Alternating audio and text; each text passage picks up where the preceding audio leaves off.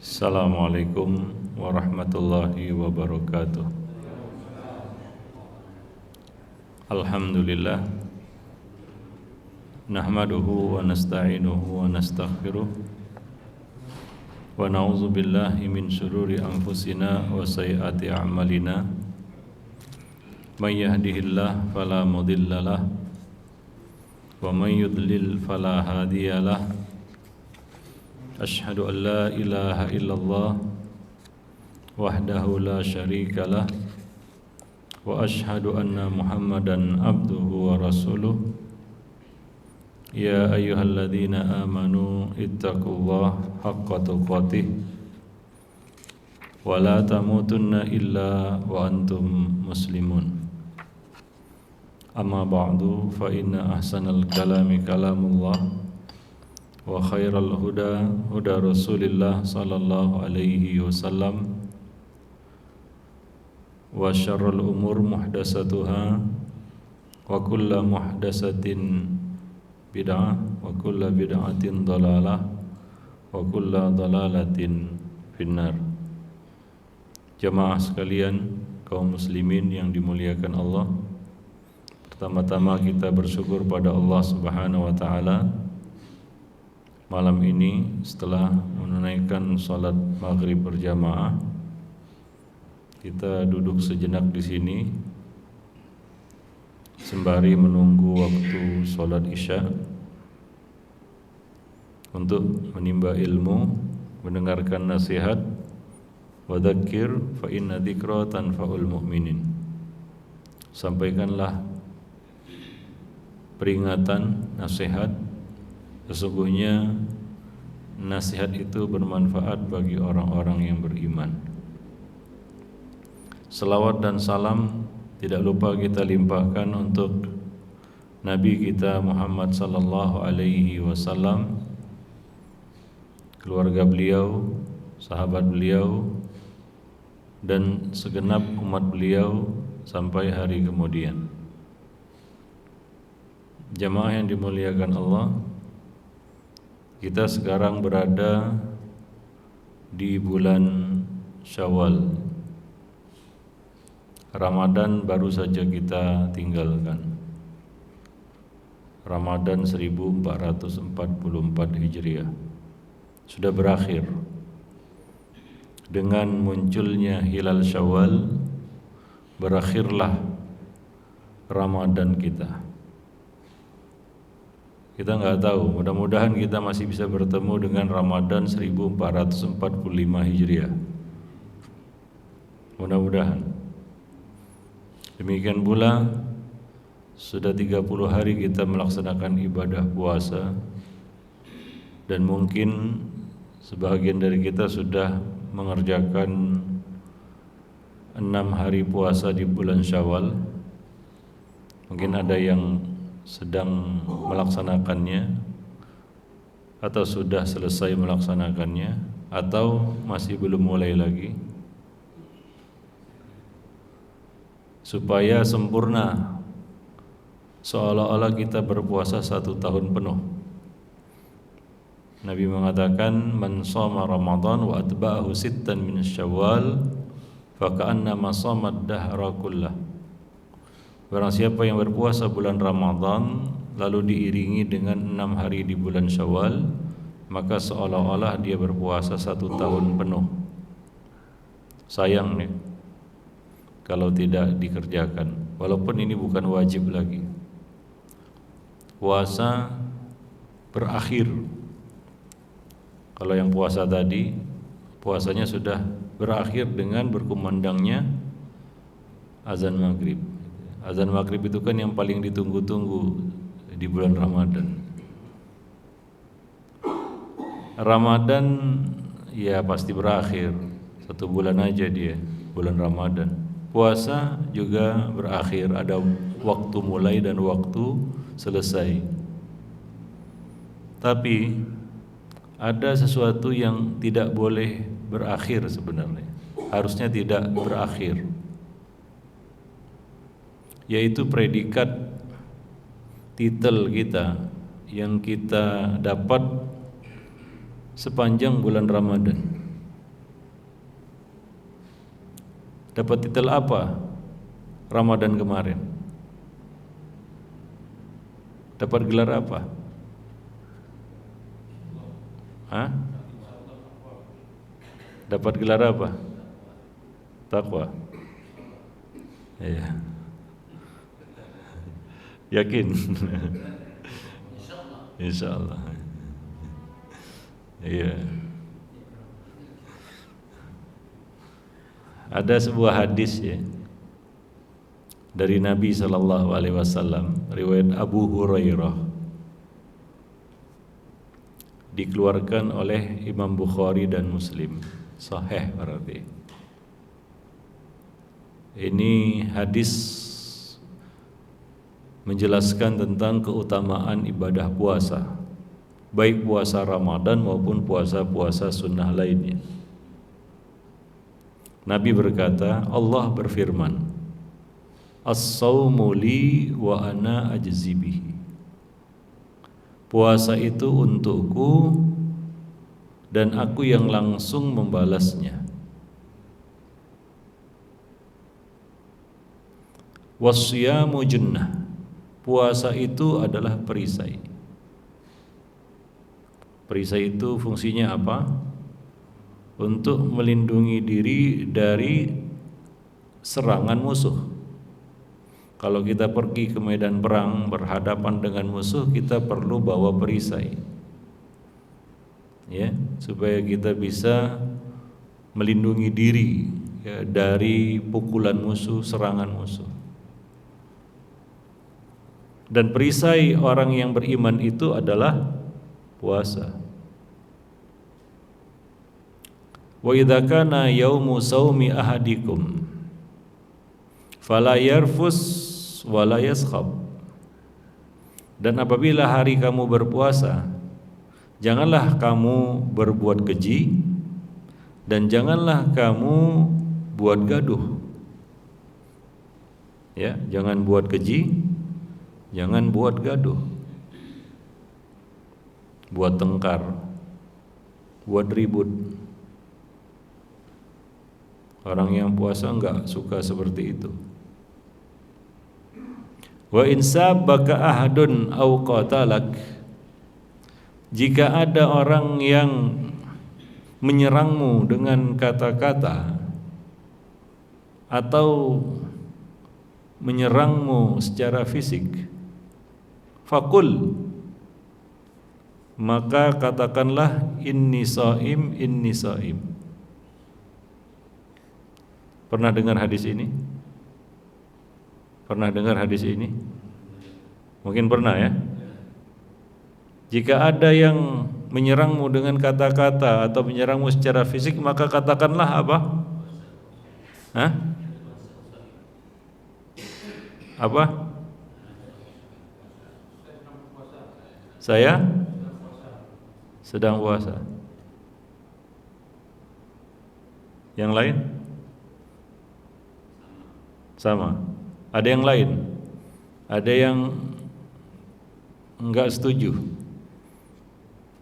Ada yang enggak setuju? Dengarnya seperti itu, Pak ya? Jadi rasa-rasa juga udah enggak yakin. Ya.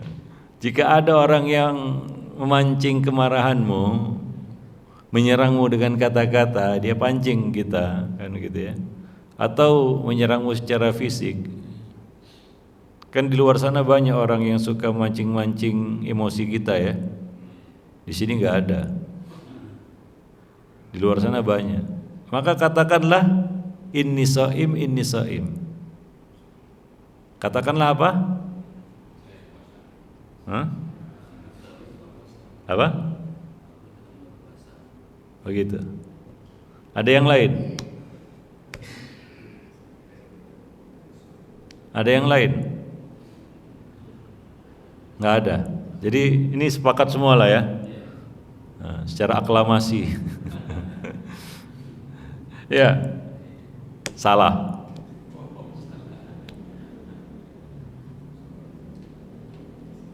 Salah, Pak.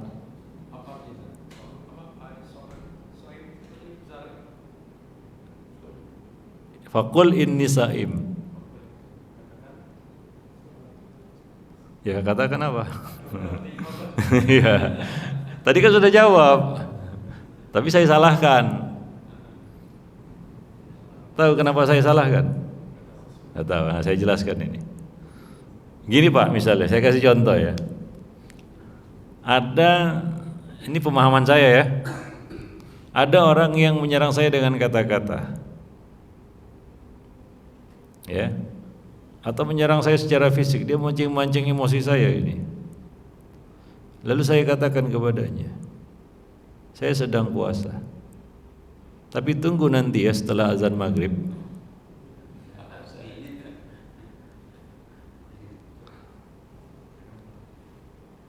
Tunggu nanti bulan Syawal, sekarang bulan Ramadan. Tapi nanti tunggu bulan Syawal. Kira-kira benar gak kalau dia memahami seperti itu? Hah? Salah kan? Salah. Berarti terjemahan tadi kurang tepat. Kalau diartikan saya sedang puasa. Kalau sudah nggak puasa lagi, artinya nggak puasa dia akan merespon gitu ya. Ah iya, iya. Jadi ya itulah dia salah satu hikmah.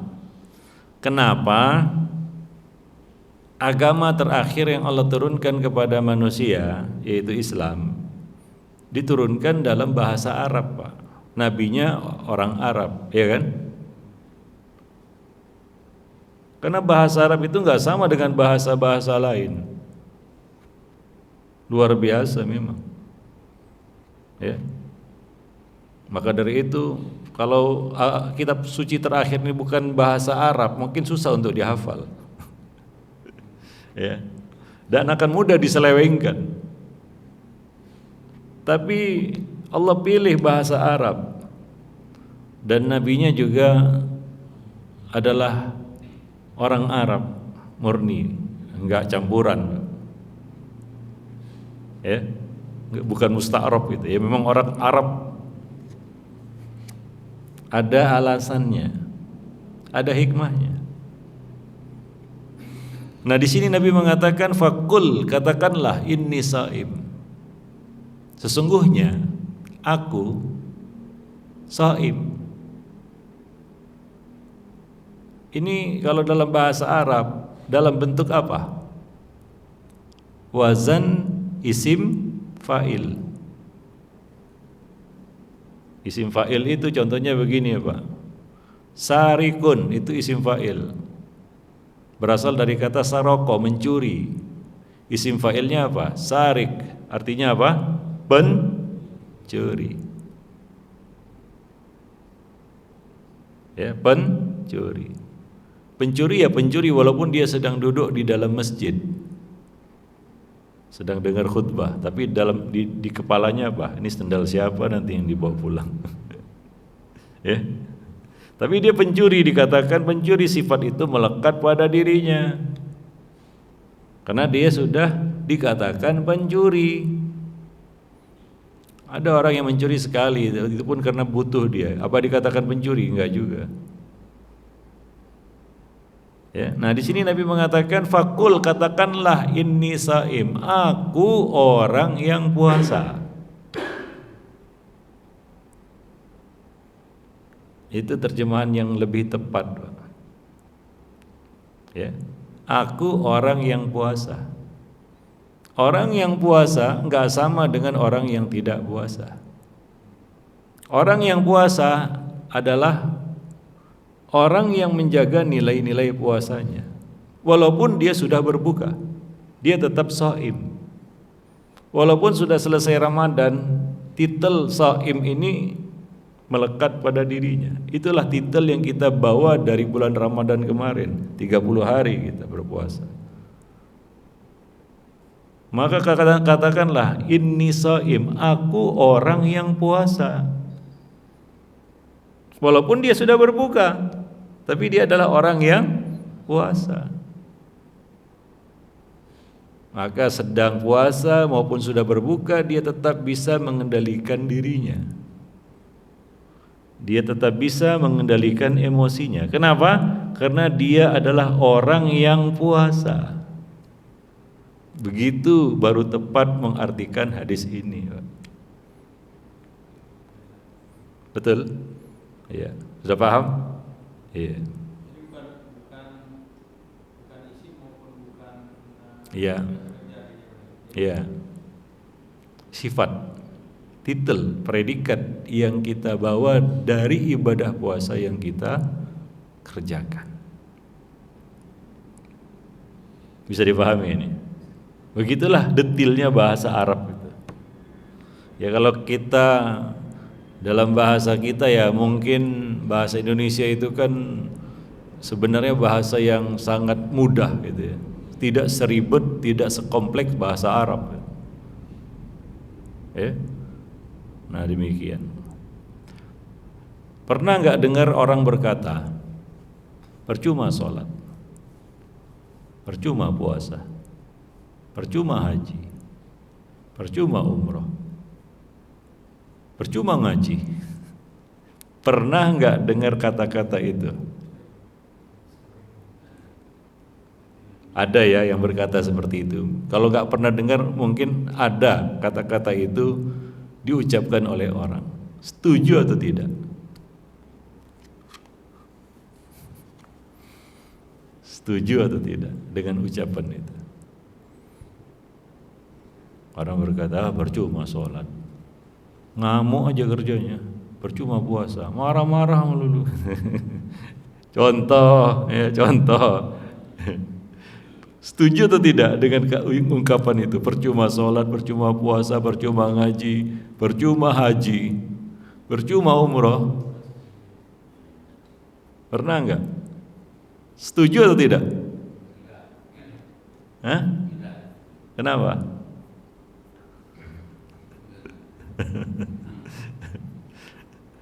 Taib. Ya, kalau saya setuju sekali.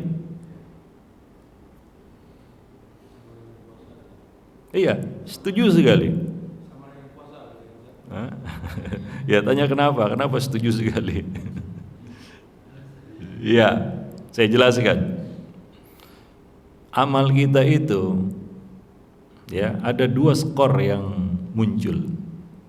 Satu dalam pandangan manusia di dunia, yang kedua di mata Allah nanti di akhirat. Skor di akhirat wallahu alam, kita pun nggak tahu gimana sholat kita skornya berapa. Yang jelas dulu para salaf mereka beramal, beribadah sementara mereka takut amal mereka nggak ada nilainya di sisi Allah.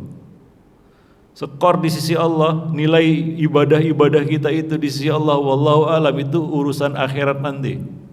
Jangan-jangan fawailul lil musallin. Jangan-jangan seperti kata Nabi, berapa banyak orang yang puasa nggak dapat apa-apa dari puasanya kecuali lapar dan dahaga. Jangan-jangan ini ya, itu kan skor amal kita, value-nya, nilainya di akhirat nanti kita nggak tahu, kita sendiri nggak bisa nilai. Tapi ada skor di dunia ini. Nah ini dia, nih value-nya, nih, nilainya ini. Itulah dia ucapannya. Kenapa ucapan itu bisa terlontar? Biasanya dan seringnya, ya orang-orang mengatakan seperti itu ketika ibadah-ibadah kita tidak bermuara menjadi akhlak mulia.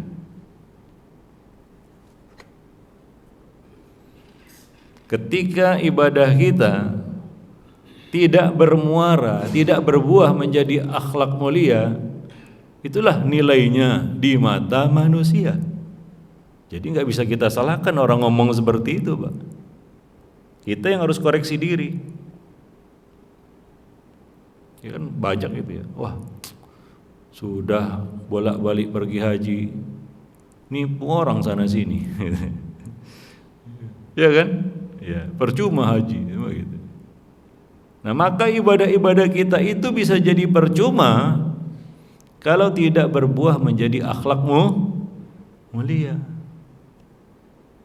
Makanya Al-Imam Syatibi mengatakan semua syariat Islam ini, baik ibadah, muamalah, akidah, itu bermuara kepada akhlak mulia. membentuk kita supaya menjadi orang yang berakhlak mulia. Kalau tidak, nanti jadi percuma. Itu masih dalam pandangan manusia, Pak, ya. Di sisi Allah kita nggak tahu kualitas ibadah kita itu seberapa. Tapi ya jangan kepedean lah, para jemaah yang dimuliakan Allah. Ya. Karena dulu para salaf, sahabat itu dengan ibadah yang luar biasa yang mereka kerjakan, mereka masih takut itu. Ya, para jemaah yang dimuliakan Allah. Taib. Termasuk ibadah puasa yang kita kerjakan. 30 hari di bulan Ramadan, mungkin di bulan Syawal ini juga, mungkin nanti di bulan-bulan berikutnya yang namanya puasa sunnah. Ya, maka itu harus membentuk kita menjadi orang yang berakhlak mulia.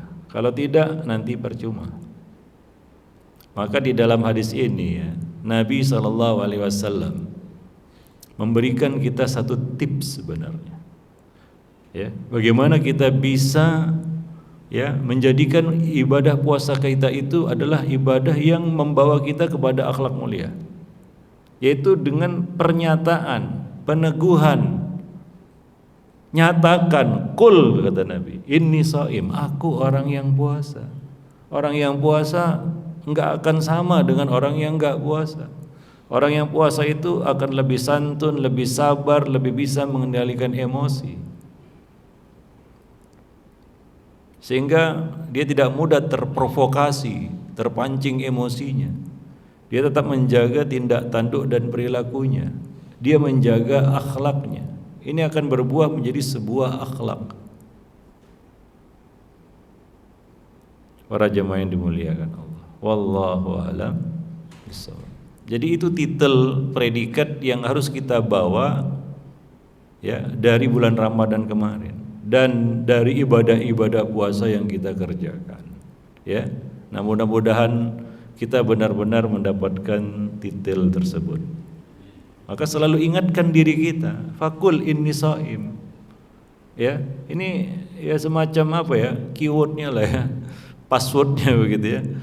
Kalau ya di luar sana banyak godaan-godaan Pak yang kadang-kadang ya, menyeret kita kepada keburukan atau perilaku yang buruk. Ya, hal-hal yang buruk. Maka katakanlah, nyatakanlah pada diri ini shaim, aku orang yang puasa. Walaupun nanti di luar Ramadan kita nggak puasa lagi mungkin ya. Ya kan, apa kita puasa sepanjang tahun Pak? Enggak kan? Enggak mungkin juga puasa sepanjang tahun gitu, enggak. Bahkan mungkin lebih banyak enggak puasanya. Tapi ini shaim itu harus terus jalan itu Pak. Kul, katakanlah, ini shaim, aku orang yang puasa. Ya, mudah-mudahan itu bisa mencegah kita dari berbagai keburukan-keburukan di luar sana. Para jemaah yang dimuliakan Allah. Nah, demikian. Karena kalau kita bicara akhlak, ya, nah ini keindahan bahasa Arab juga ini. Akhlak itu kan universal ya, luas. Kalau diterjemahkan dalam bahasa lain atau bukan diterjemahkan, diungkapkan dengan bahasa lain. Kalau bahasa Indonesia namanya budi pekerti kan begitu ya. Moral, etika, attitude kan begitu ya, macam-macam lah ya. Itu sebenarnya sama itu semuanya artinya. Itulah akhlak. Enggak perlu susah-susah membedakan apa bedanya moral dengan akhlak. Ya itu sama sebenarnya. Karena akhlak itu adalah sesuatu yang universal. Sabar misalnya, apa non muslim gak ngerti sabar? Ngerti juga. Ya. Itu bahasa yang universal. Ya, cuma diungkapkan dengan kata yang berbeda-beda. Moral, ya, etika kan begitu ya. Attitude kan begitu ya. Budi pekerti, ya sama. Tapi dalam bahasa Arab disebut apa? Akhlak. Lebih-lebih lagi dalam bahasa Al-Quran dan Sunnah, hadis. Seperti contoh Allah mengatakan tentang nabinya, wa innaka la'ala khuluqin adzim. Khuluq, akhlak. Nabi mengatakan juga, ini Al-Quran tadi ya, Nabi juga berkata, innama bu'istu liutammima makarimal akhlak. Nabi menggunakan istilah itu untuk menunjukkan perilaku yang baik, bukankah demikian? Ya, kalau dalam bahasa kita kan perilaku yang baik, Pak ya, budi pekerti begitu ya. Nah, budi pekerti yang baik. Tapi dalam bahasa Arab cukup dengan satu kata saja, akhlak. Nah, kandungannya berbeda. Itu tingginya bahasa Arab itu, luasnya, dalamnya bahasa Arab itu, indahnya bahasa Arab itu, yang enggak dimiliki oleh bahasa-bahasa yang lain. Apalagi kalau kita pelajari ya, lebih dalam dan lebih dalam lagi. Bahasa Arab itu sangat luas. Kalau kita belajar bahasa Arab, hadza kitabun, itu masih bukan kulit lagi, kulit ari itu masih. Kalau masih levelnya hadza kitabun kan begitu ya. Untuk yang lebih rinci, lebih detail, lebih dalam lagi, itu sangat luas, Pak. Seumur hidup kita belajar bahasa Arab mungkin gak tamat-tamat. Saking luasnya bahasa Arab itu, apalagi bahasa Quran. Seperti tadi kan, hadis Nabi tadi. Nabi mengatakan inni saim. Ya, kadang-kadang itulah susahnya kalau agama itu terjemahan, Pak. Bersalahan itu pasti ya. Pasti bersalahan itu kalau agama itu terjemahan itu. Ya. Apalagi kitab sucinya terjemahan kan begitu. Lebih kacau lagi itu, berantakan itu, porak-poranda pun. Nah, Allah turunkan agama terakhir ini, kitab sucinya bahasa Arab itu ada tujuannya. Ya, maka ya salah satu ya kita katakan keistimewaan Islam itu adalah Islam itu dijaga Allah dengan bahasa Arab yang dipilih sebagai bahasa agama yang terakhir. Maka ada keutamaannya belajar bahasa Arab, walaupun perjalanannya panjang kalau belajar bahasa Arab itu. Akhlak dari kata apa itu? Akar katanya ada 3 kata itu. Khalaqa. Apa Pak? Khalaqa.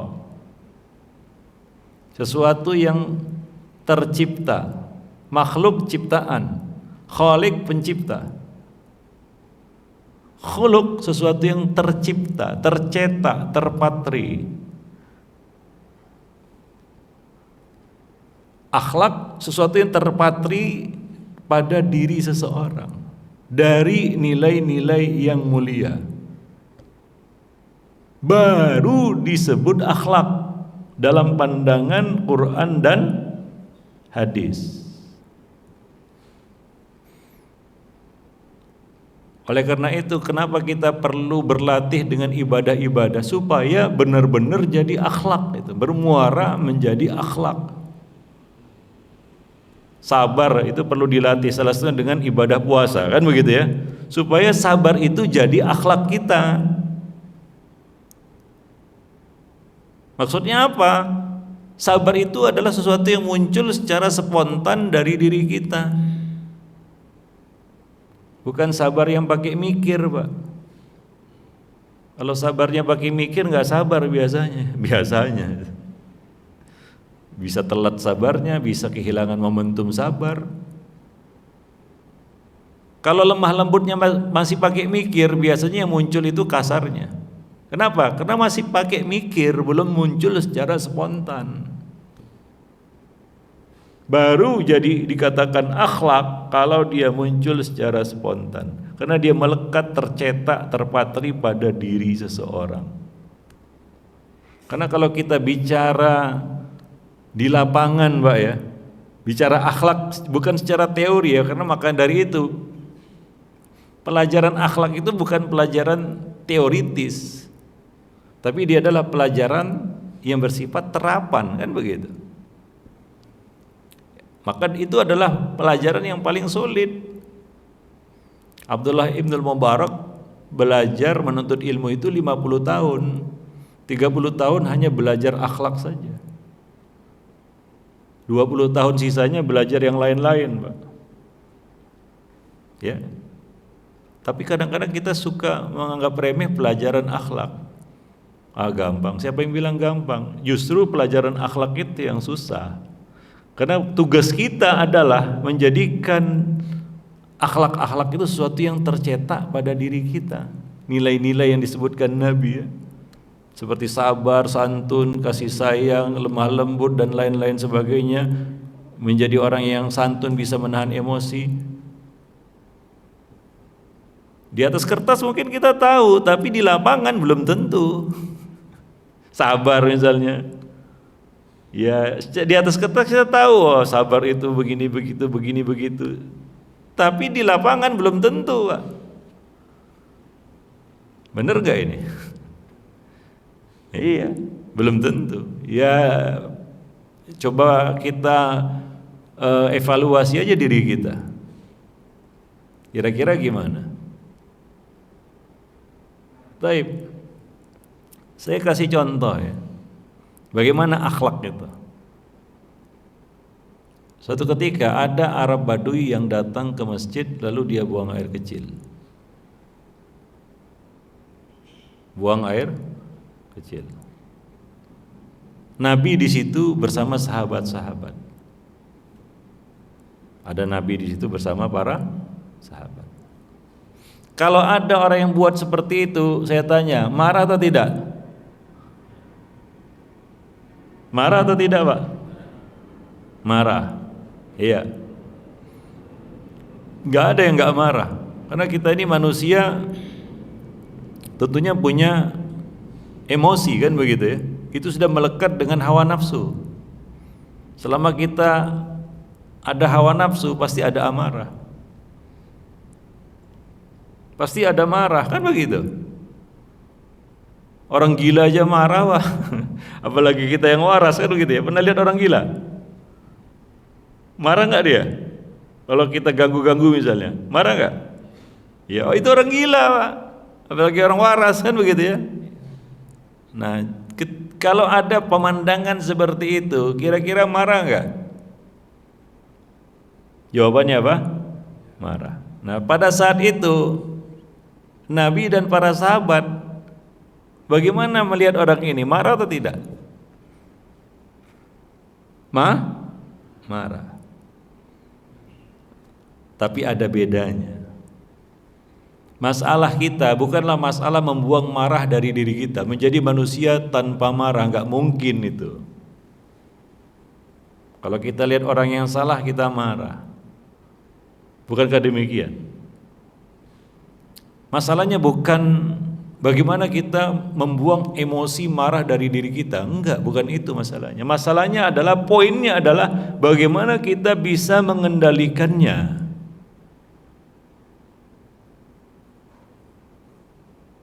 Bagaimana kita bisa mengendalikannya. Itu poinnya itu.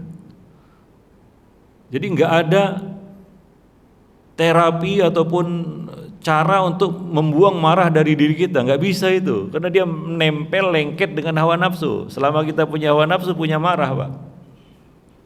Ada itu dalam diri, maka kita perlu apa? Mengendalikannya. Maka bahasa Quran dan hadis adalah al-kadhimin al-ghaiz. Kadhim artinya orang yang bisa meredam emosi. Al-ghaiz emosi. Kadhim menahannya. Demikian juga Nabi mengatakan dalam hadis, man kadhama ghaidhan, barang siapa yang bisa meredam amarahnya. Nah, di sini Nabi dan para sahabat tentunya marahlah. Ada orang datang tiba-tiba buang air kecil di situ. Tapi Nabi, beda Nabi dengan para sahabat adalah Nabi mampu mengendalikannya. Para sahabat tidak mampu saat itu ya. Apa yang mereka lakukan spontan ya, ini spontan. Spontan mereka berdiri dan ingin apa? Memukuli orang itu. Kalau kita di situ mungkin juga mungkin ya. Mungkin. Di Masjid Nabawi ini ada Nabi lagi di situ. Ini orang buang air kecil di situ, cur gitu. Spontannya sahabat bangkit berdiri ingin memukuli orang ini. tapi Nabi tidak. Nah disinilah kontrol emosi itu, bukan gak emosi, tapi mengontrolnya. Bukan gak marah, tapi bagaimana kita bisa mengendalikannya. Ketika kita berhasil mengendalikan amarah, akal sehat kita jalan, berfungsi itu. Kalau tidak, ngawur, ngaco. Ya. Secara spontan Nabi bisa menahan diri, muncul, itulah akhlak namanya ya. Nggak pakai mikir. Ya, seperti itu spontanitas sahabat. Ya, bangkit ingin memukuli orang itu. Nabi berkata kepada sahabat apa? Pukuli, hajar. Atau minimal kasih isyarat dengan kepala aja, selesai itu orang, Pak. Nggak usah lah bilang sesuatu gitu ya. Isyarat dengan kepala aja, gitu. Selesai Pak. Bawa belur, dilempar mungkin keluar masjid. Ya kan? Tapi Nabi tidak. Coba lihat, dikontrol emosi namanya. Dan itu muncul secara spontan. Itu poinnya juga. Nabi berkata kepada sahabat, la tadribu wa la tazrimu. Jangan pukuli dia dan jangan putus buang airnya. Biarkan sampai selesai. Coba lihat ini. Karena kalau dipukuli dia melawan, wah kocar-kacir tak kemana-mana itu kotoran. Kalau di tengah-tengah buang air diputus, Pak, itu mudarat juga bagi dia. Dua-duanya nggak bagus. Maka Nabi berkata, la tadribu wa la tazrimu. Jangan pukuli dia, jangan putus buang airnya. Ambil seember air, kalau sudah selesai siram. Itu solusinya. Itu najis kan begitu ya. Nah, gimana cara membersihkannya? Ilmu Pak yang keluar, ilmu. Cara membersihkan najis, ambil seember air, siram. Pernah dimarahi enggak? Atau sedang marah-marah? Apa yang keluar? Ilmu atau kejahilan? Kejahilan, Pak. Ketika kita dimarahi, kita juga enggak siap menerima ilmu. Ketika kita sedang marah-marah, kita juga enggak akan bisa menyampaikan ilmu. Nah, ketika kita bisa meredam amarah, kita bisa menyampaikan ilmu, Pak. Dan kita bisa mencari solusi, memberikan solusi yang terbaik dari masalah yang kita hadapi. Ya, nah demikian. Nah, setelah selesai itu, udah disiram, Nabi memanggil orang ini. Panggil. Sini. Untuk apa dipanggil? Dimarahi? Enggak dimarahi. Ya, Nabi tidak marah kepadanya. Azan ya. Ya, azan dulu, nanti kita lanjutkan sejenak. Baik, kita lanjutkan sejenak, kemudian nanti kita sholat ya. Nah, para jemaah yang dimuliakan Allah, biasanya kita itu marah kepada orang yang buat salah, betul nggak? Orang ini salah nggak tadi itu, yang Arab Badui tadi, yang buang air kecil di sudut masjid itu benar atau salah? Salah jelas ya, salah. Ya gimana pun salah. Taib. Kita ini makhluk yang manusia yang Nabi katakan banyak buat salah. Ketika kita buat salah, inginnya apa? Dimarahi atau diapai? Kalau kita buat salah, ya diberitahu ya, bagus. Ya memang, ya seperti itu. Jadi orang ini buat salah dia. Ya, apakah setiap orang yang buat salah perlu dimarahi? Enggak. Ya, tidak. Yang mereka perlukan dari kita bukan marah kita. Yang mereka perlukan dari kita adalah nasihat, ilmu. Ya, dan itu yang disampaikan Nabi kepada orang itu. Nabi memanggilnya bukan untuk dimarahi. Nabi berkata kepadanya, masjid ini bukan dibangun untuk buat buang kotoran. Masjid, tempat sholat, baca Quran, dan tempat berzikir, zikrullah. Maka itu orang itu saking senangnya dia berkata, berdoa, ya Allah ampuni aku dan Muhammad, jangan ampuni selain kami berdua. Saking senangnya dia, begitulah. Ya ini satu contoh ya bagaimana ketika kita bisa mengontrol emosi yang muncul itu, yang keluar itu adalah hal-hal yang positif, solusi, jalan keluar, hal-hal yang baik. Tapi kalau kita ikuti kemarahan, udah kacau balau itu saat itu ya. Betul? Oh iya, jangan-jangan kalau dipukuli dia nggak terima datang bawa teman-temannya, gitu ya. Bisa jadi kan begitu. Kacau balau, belum lagi gimana cara membersihkannya karena kocar-kacir kesana kemari air seninya. Ya, baku hantam di situ. Apa dia nggak ngelawan? Mungkin dia akan ngelawan juga kan begitu ya. Wah kalau dia nggak terima dia panggil teman-temannya, itu kan kacau. Judulnya di luar apa dia teriak-teriak, aku dipukuli orang masjid kan begitu. Padahal orang luar nggak tahu dia buat apa kan begitu. Kan kacau balau itu. Coba lihat deh. Ya, akhlak Nabi yaitu dapat mengendalikan emosi yang muncul secara spontan. Itu poinnya. Ya. Kalau belum jadi akhlak itu nggak muncul secara spontan dia. Itulah akhlak. Kalau kita bicara akhlak, para jemaah yang dimuliakan Allah, itu mengapa kita perlu melatih akhlak itu, diasah terus. Sabar misalnya, terus dilatih. Kalau masih pakai mikir, biasanya nggak sabar. Itu kan ada contohnya itu. Ada seorang wanita yang kematian anaknya, dia meraung-raung, meratap-ratap di pusara anaknya. Nabi pun mendatanginya dan berkata, sabar bu.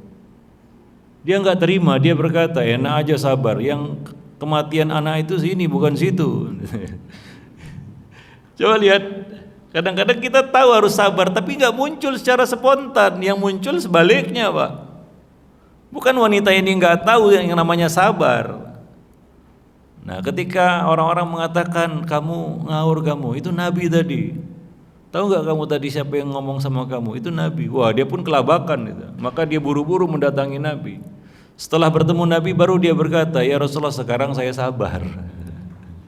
Apa kata Nabi? Sabar itu tadi bu, bukan sekarang.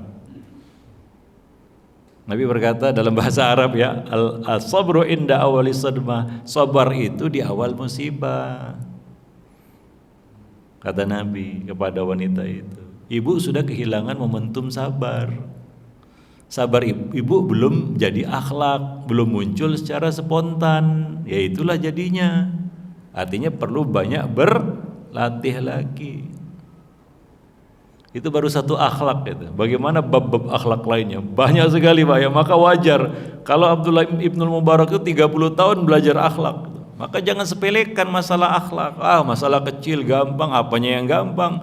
Ujung-ujungnya semua ibadah kita jadi percuma nanti di mata manusia. Kenapa? Enggak relevan dengan akhlaknya.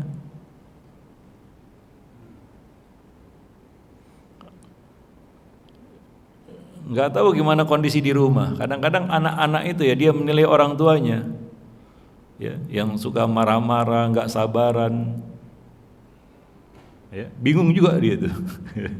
Ini gimana? Cuma karena anak-anak kadang-kadang dia nggak bisa protes kan gitu ya.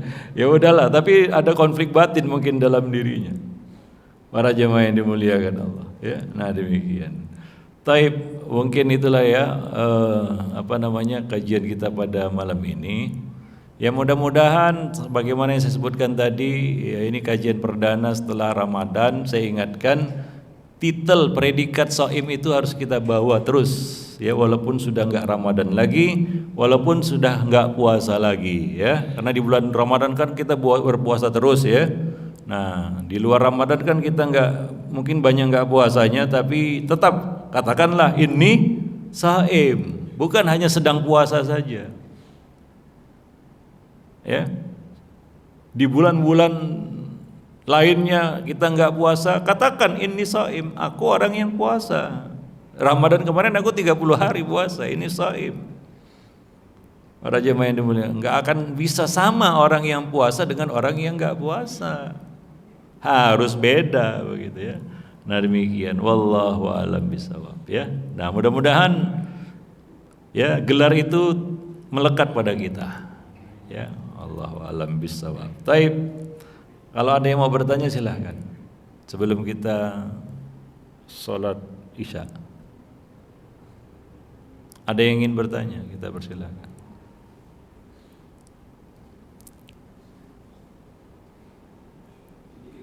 Iya.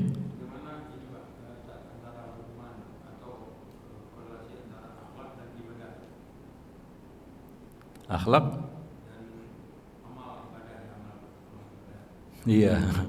Itu ada dalam Quran sebenarnya ya. Inna sholata tanha anil fahsya'i wal munkar. Kan begitu ya. Nah, demikian juga puasa tadi. As-siyamu junnah. Ya.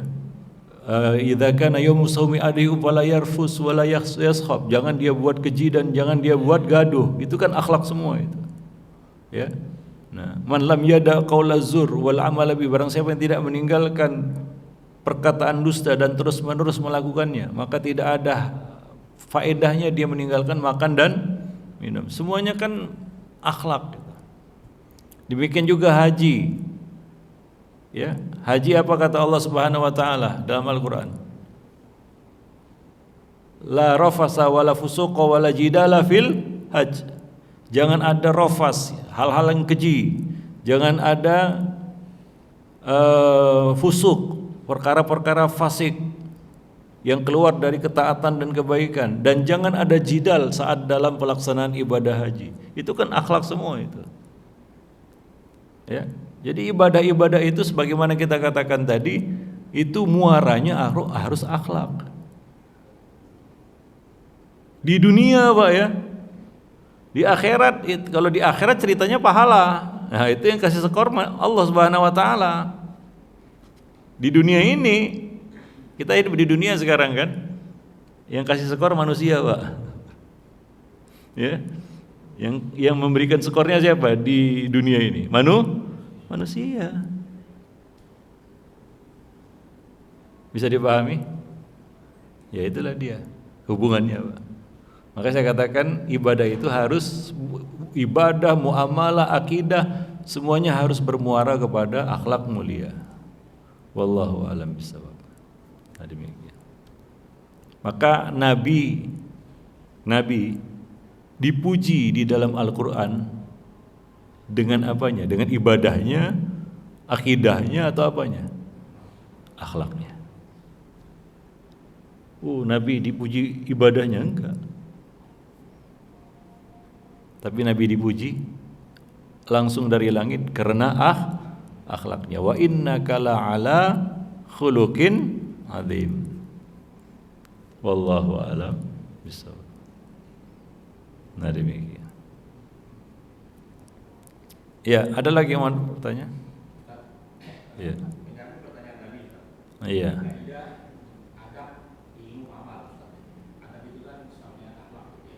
Iya. Iya.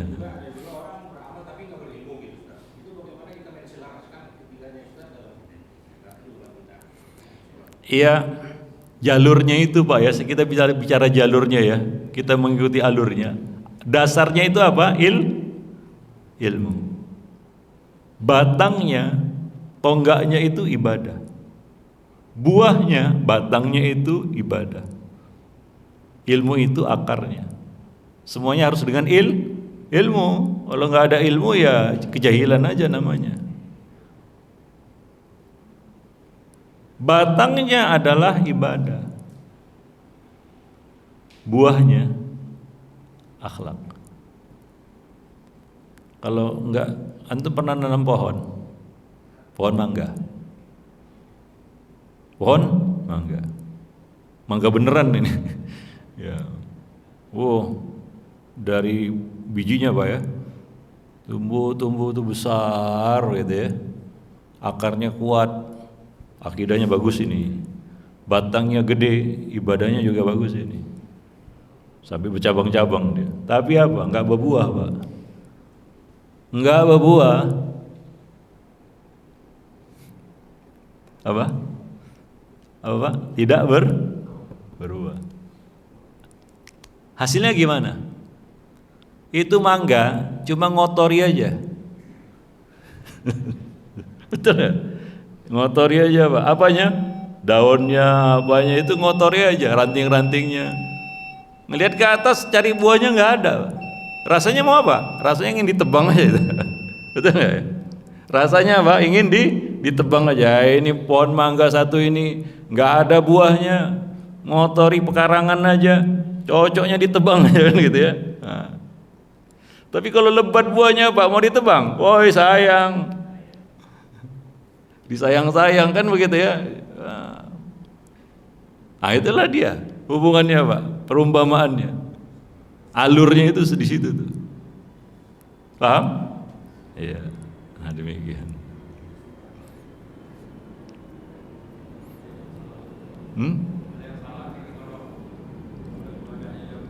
Iya, berarti ada yang salah. Dan makanya ucapan itu ya nggak salah dia. Ya, tapi ya sudah waktunya iqamah, ya kita cukupkan dulu sampai di sini. Mudah-mudahan sedikit yang kita sampaikan ini bisa bermanfaat bagi kita semua. Subhanakallah bihamdik, asyhadu an la ilaha illa anta, astaghfiruka wa atubu ilaik. Wassalamualaikum warahmatullahi wabarakatuh.